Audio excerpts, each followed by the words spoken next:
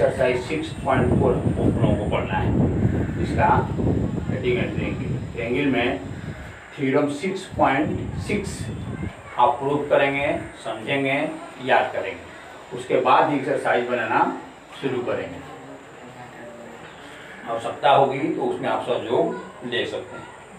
यहाँ आपको question number 1 बनाना है, जिसमें दिया गया है given that triangle ABC similar triangle DEA, we know that the ratio of the areas of two similar triangles is equal to the ratio of the square of corresponding sides। यही theorem है 6.6 theorem यही है जो यहाँ हम we note करके लिखे हुए हैं। इसके अनुसार दो ट्रायंगल यदि सिमिलर है तो उसके एरिया का रेशियो उसके करस्पॉन्डिंग साइड के रेशियो के इक्वल होता है। Therefore area of triangle ABC by area of triangle DEF बराबर BC स्क्वायर बटा EF स्क्वायर। यहाँ ये दोनों दिया है 64 और 121, ये BC स्क्वायर है, ये 15.4 का स्क्वायर है।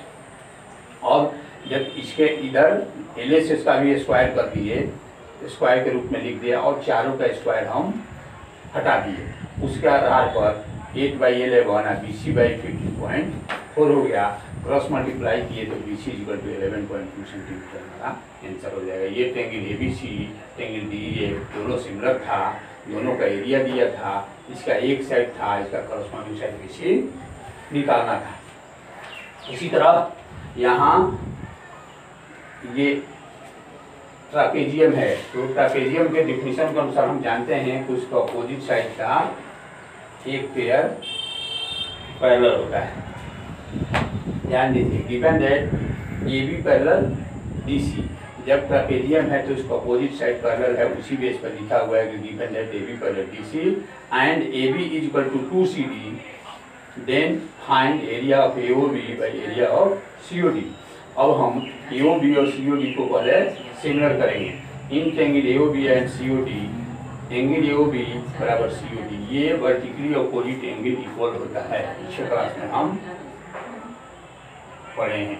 दूसरा, जब ये पैरेलल है, एंगल 1 और एंगल 2 दोनों इक्वल होगा, जो अल्टरनेट इंटीरियर एंगल है यहाँ लिखा हुआ होगा।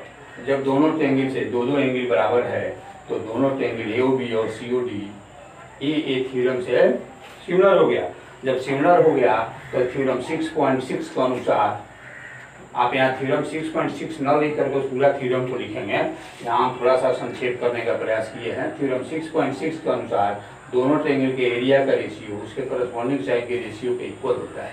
यहाँ AB स्क्वायर बटा CD स्क्वायर, AB के जगह पर हम 2CD लिख सकते हैं जैसा कि क्वेश्चन में दिया है। तो 2CD का स्क्वायर दिए तो 4CD square by CD square, यहाँ CD स्क्वायर कट गया तो 4/1 यानी 4:1 हमारा आंसर हो जाएगा। इसी तरह 4 नंबर में given that triangle ABC and DEF and area of triangle, पुनः given that triangle ABC similar triangle DEF and area of triangle ABC equal है एरिया ऑफ ट्रायंगल DEF, तो प्रूव करना है कि area of triangle ABC is congruent area of triangle DEF। Similar है और area equal है तो दोनों कॉन्ग्रुएंट है, हमको प्रूव करना है। प्रूफ में since triangle ABC similar triangle DEF, therefore by theorem 6.6, वहाँ थ्योरम लिखे हैं उसके अनुसार, यानी ट्रायंगल दोनों सिमिलर ट्रायंगल के एरिया का रेशियो उसके करस्पॉन्डिंग साइड के रेशियो के इक्वल होता है। यहाँ उसका तीनों करस्पॉन्डिंग साइड लिखे हुए हैं, फिगर आप बना सकते हैं। Area of ABC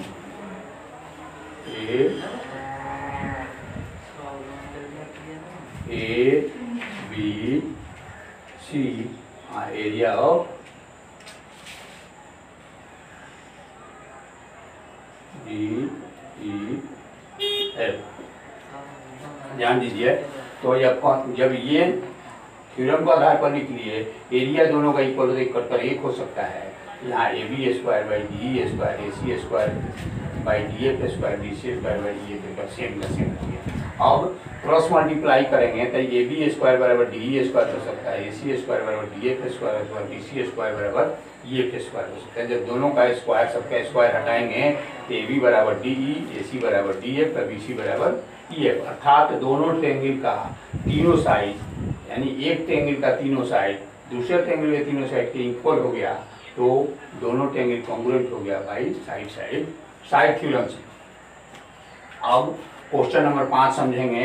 given that D E F are the mid points of side B C C and A B respectively, क्रम से तीनों साइड का मिड पॉइंट है तो area of D E F, area of, यहाँ इसकी जरूरत नहीं है, area of D E F by area of A B C हम लोग को निकालना है। प्रूफ में D E F are the mid point of side B C C A and A B, B C A and A B. जब किसी triangle के दो साइड के मिड पॉइंट को मिलाते हैं तो वह तीसरे साइड के हाफ होता है। उस रूल के अनुसार D equal to half A B, D E equal to half A B, E F equal to half B C और D F equal to half A C. इस आधार पर अब यहाँ हम ध्यान से देखेंगे ये बटा यहाँ ये डी ई बटा ए बी, ई ए बटा बी सी और डी ए बटा ए सी करेंगे तो सबके बराबर 1/2 होगा। अर्थात जब दोनों ट्रायंगल का तीनों साइड क्रमशः सेम रेशियो में है तो दोनों ट्रायंगल सिमिलर होता है साइड से। जब सिमिलर होता है तो थ्योरम 6.6 के अनुसार उसके एरिया का रेशियो उसके करस्पॉन्डिंग साइड के रेशियो के इक्वल होता है। तो डी ई स्क्वायर होगा इक्वल ए बी स्क्वायर के, तो 1/2 का स्क्वायर करेंगे तो 1/4 यानी 1/4 हमारा आंसर हो जाएगा। इसी तरह क्वेश्चन नंबर 7 प्रूफ, इसमें एक स्क्वायर दिया हुआ है, स्क्वायर के डायगोनल पर एक इक्विलेटरल ट्रायंगल बना है। जैसे स्क्वायर हो गया ए बी सी डी, उसका डायगोनल हो गया ए सी पर एक इक्विलेटरल ट्रायंगल बना है ए क्यू सी और स्क्वायर के साइड ए डी पर एक ट्रायंगल बना है जो इक्विलेटरल ही है ए पी डी। तो हम लोगों को प्रूफ करना है area of P A D equal होगा half area of Q L C. Let the side of square B A, side square का साइड ए हम मान लिए। जब ए मान लिए तो हो सकता है ये rule A C square equal to A B square plus B C square. Right angle triangle में हम सीखेंगे कि हाइपोटेनस का स्क्वायर अन्य दो साइड के स्क्वायर के बराबर होता है।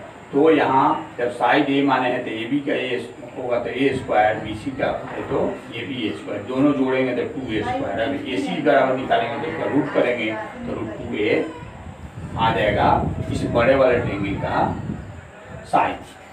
Since triangle P A D similar triangle Q A C, क्यों?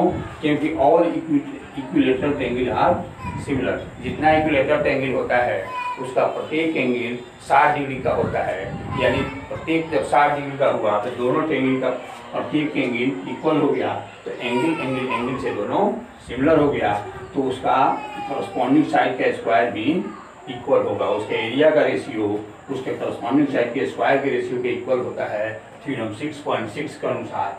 अतः ए डी के जगह पर ए लिखेंगे तो ए स्क्वायर, ए सी की जगह पर √2a लिखेंगे उसका स्क्वायर, ए का स्क्वायर किए √2 का स्क्वायर किए, ए स्क्वायर कट गया 1/2 हमारा आ गया। इस तरह अब क्रॉस मल्टीप्लाई करेंगे इससे तो 2 into area of P A D equal to area of Q A C, या area of triangle P A D equal to half area of Q A C जो हमको लाना था। यहाँ ध्यान से देखेंगे क्वेश्चन नंबर 8 में in triangle A B C, A B equal to B C equal to A C equal to A, तीनों साइड बराबर है उसको ए के बराबर मान लिए।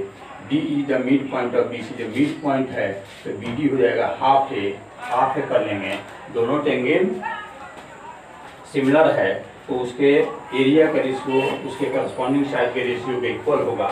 उस आधार पर ए बी का वैल्यू ए रखेंगे, बी डी का वैल्यू हाफ ए रखेंगे, जिसको सॉल्व करेंगे तो 4/1 आएगा।